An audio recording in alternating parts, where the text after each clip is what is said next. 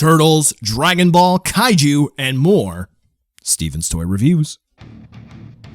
Hello there, collectors. It is Steven here, and welcome to another Teenage Mutant Ninja Turtles review. Today we're going to be taking a look at something that pretty much slipped under the radar and hit store shelves. Today we're going to be taking a look at NECA's Super Shredder Shadow Master version. For those of you who are wondering what exactly is going on here, let me fill you in.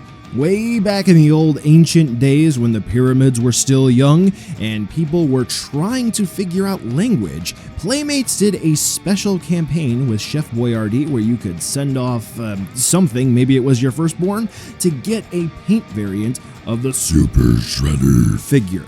And you got it back, and it was painted different.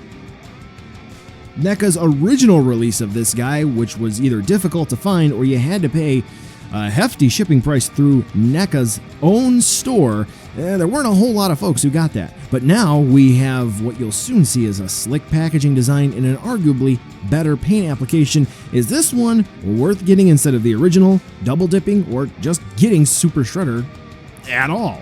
Well, let's take a look to see whether or not the Shadow Master is worth adding into your collection. First and foremost, let's go ahead and take a look at the box. I don't really like to talk about boxes when it comes to the actual figure because if you just wanted to collect the boxes, then hey, you can find pictures of that online, you're good to go because you know what it looks like. However, here I really do feel that this accentuates the figure. Why? It feels very, very nice. It actually feels like it has a nice satin texture to it. It is nice and metallic and reflective. It is very much so different than the rest of the movie stuff that NECA has released, and it definitely stands out on the shelf or in your closet. Maybe I'm disclosing a little bit too much there, but such is life. The packaging is very unique. It's holographic, reflective. It is so good. So based on that alone, I just want to give this repaint points for killer packaging. Now taking a look at the figure in and of itself, I would like to make note that this is going to be a Playmates release, kind of, sort of, if you think about it. So, Super 7? Should have been more suitable for them? Don't know, but hey, here it is right here in front of us.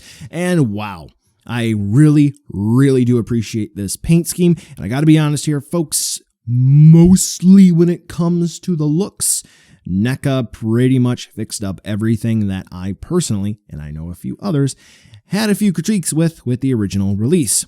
Now, what were those critiques? Well, if you took a look at the original release, the paint scheme, we did have the purple for the main suit, and then we had a couple of, well, highlighted areas, I guess you might say, which used tan and some other colors to kind of make it look like sort of the cartoon figures, which that's not necessarily what we want out of Super Shredder. Here, completely fixes that. All the paint is blended in just as you would imagine it would be for something that is meant to be real life, realistic, and it's executed well. The armor also has more of a blue hue to it, and there were actual stripes on the original figure for the armor, along with the shreddery bits, and those are just all blended into the figure as well. Now, where this does not improve upon the original release, all of these guys look like they got hit with a shovel. Yours may vary, yeah. Pretty much, Steve Buscemi, he apparently got the role for Super Shredder. And not Crazy Eyes. So, yeah, all of them. I mean, I wasn't able to look through all of the ones that I had the opportunity to get, but the ones that I'm constantly seeing online, NECA did not have the chance to really correct this paint issue that was consistent with the original release of this guy as well. But otherwise, for the paint applications on the figure, he looks great. So, yeah. Good job, NECA. Also, something to take note of, the actual face is receded into the helmet, so there is a gap. So I'm not quite sure what the assembly process was for the face and painting it, but hey, they definitely could have done better. I'm harping on that because that's really, when it comes to the paint, the only issue that I have. Otherwise, the actual sort of metallic purple that's used for the bodysuit looks great. I had no, zero, zilch, nada. Zero in other languages. Anyone you can think, issues with stuck or chipped paint on this release.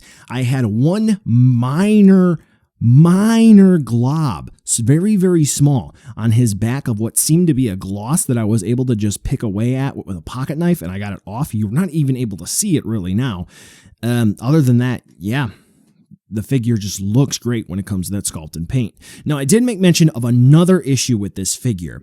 When it came to the cape, instead of utilizing the original cape, which sort of works well from the normal Shredder over to Super Shredder, they went with sort of a pleather upholstery cape, and it kinda sucks. It's able to hold a form better. It doesn't just bunch up behind Shredder and you can't see it. It is actually contributing to his overall dominant and imposing look. But the issue is that right out of the box, he's got grease stains. Yes, I may have had pizza after I bought this, but literally I pulled this out the box and I just see this. I'm like, what the hell is this? Not very cool. So, yeah. There was a way that I could swap this cape with the OG cape. I would do that in a heartbeat because I think that would just look better here. But on its own, that needs to definitely be taken care of. So, don't know what's going on there. But otherwise, as a whole, this guy looks much better, I think anyway, probably a few others, than the original. If you've seen the articulation for the original Super Shredder, then you know how the articulation for this guy should be because, well, it's a repaint. So let's just do a quick rundown. We do have the barbell style ball joint system here in the neck, so this way we can get 2 points of movement there and we can rock Shredder's head around, get him to look up, get him to look down a little bit. It can get stuck and sometimes it can be a little funky to move just because pointy, ow, hard to grab. And yeah, sometimes it just doesn't want to move because that's just the way the news goes. And it can be difficult. So just keep in mind, you are going to have to fiddle around with the neck joint to get it to really work out well. Now for the shoulders, we are going to have swivel hinge combos. Because of his shoulder armor, we are going to have some limited range of movement, and also take note because of his jacked sculpt. Look at that muscle. Oh. Gonna have some effective V-cut movement moving the arm back. So moving up, fine. Backwards, we are going to have a little bit of blockage. Even though there is a cut here for a bicep swivel in the sculpt, you know, they could sneak a bicep swivel in there. There is not, but at the double elbow hinge, since they do plug in on pegs, we do have swivel there, and we do have a swivel at the forearm, so you can spin the arm around at the gauntlet. Pretty cool. And yes, like I made mention, we do have a double elbow hinge, which works just fine. For all of the wrists, we are going to have a swivel hinge combo. As you can see there, they plug in on pegs, and then there's a hinge there at the wrists. The wrists are a pain to pop out, so if you do have issues with that, make sure you blast them with heat. For the ab crunch here up in the chest area, which is not really the abdomen, but you get what you get. We do have a ball joint which likes to twist and turn, and it does rock just ever so slightly. It is known on the original Super Shredder that this joint is kind of difficult. You can see in a whole bunch of pictures that I have that it doesn't really like to line up perfectly. That's just the nature of the beast. It also goes to say that with the head, it's very difficult to get Shredder to line up perfectly. So if you need him to be perfect, chances are you're not going to get that. But we do have the waist joint, which really does help to pick up the slack where that ab crunch does not work too well. So yes, we can get Shredder to twist and turn and bob and weave in all sorts of different directions, which that's just fine. For the hips, we are going to have ball jointed hips, so this way we can have Shredder kick out about that far and back about that far.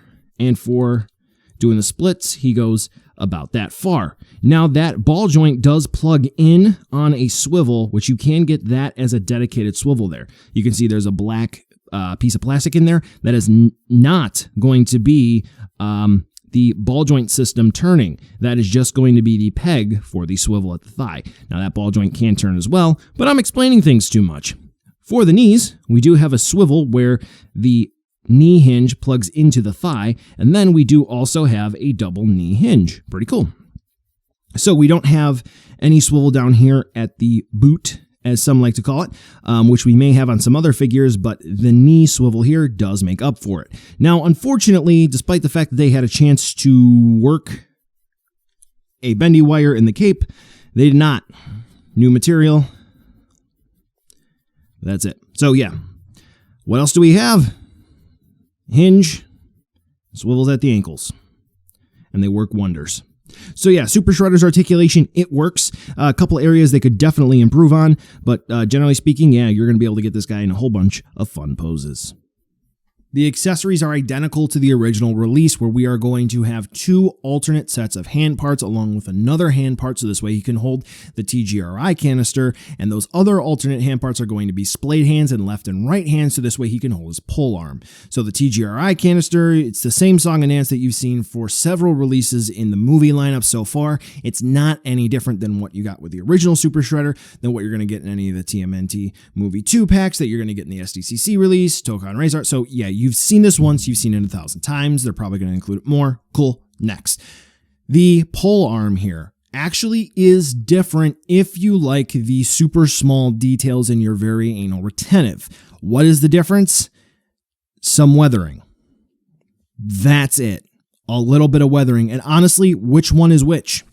Bet you can't tell. The one on the right is the OG release. Yep, and that's it. Okay, so for accessories, Super Shredder here is a little light. That's kind of why I brought in the box, because the box really does help sell this. If you like to have a whole complete collection here, that box just, I really want to emphasize, is really cool. The accessories, I mean, they work. They're just fine. There's nothing changed over from the original release, which is good. But at the same time, the one other thing is they did not fix the packaging on the inside for the clamshell to be conducive to actually store Shredder once you take him out. So once you take him out, just throw all of his accessories in a baggie, get a piece of tape, put the baggie on the back of the clamshell, back of the tray, tape it there, and you're good to go, because you're never going to be able to reuse it once you cut all the tie downs that this guy has, or whatever you're going to call them. Anyway, if you need other stands or accessories or effect parts, you know I got videos to help you out.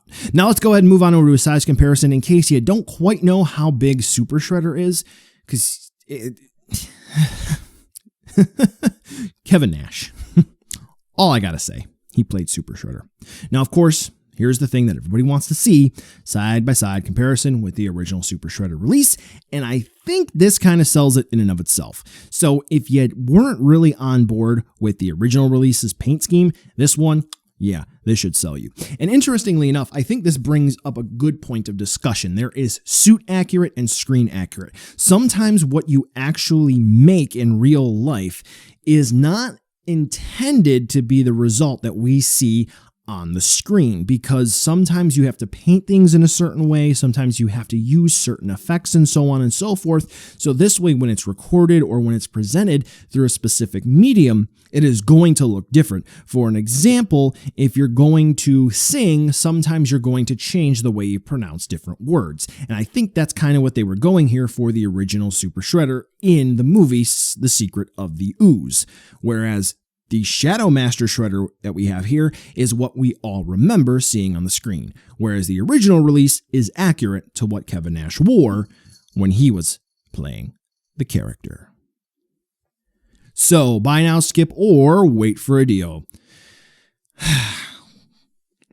For $30, I mean, you can't go wrong. The accessories, they're great. They fit the character just fine. I don't really know what else they could add in. The box is badass. I'm going to keep on saying it because it is really cool. The paint application is great, though they really do need to fix the eyes, and I don't know what's going on with those grease stains on the cape.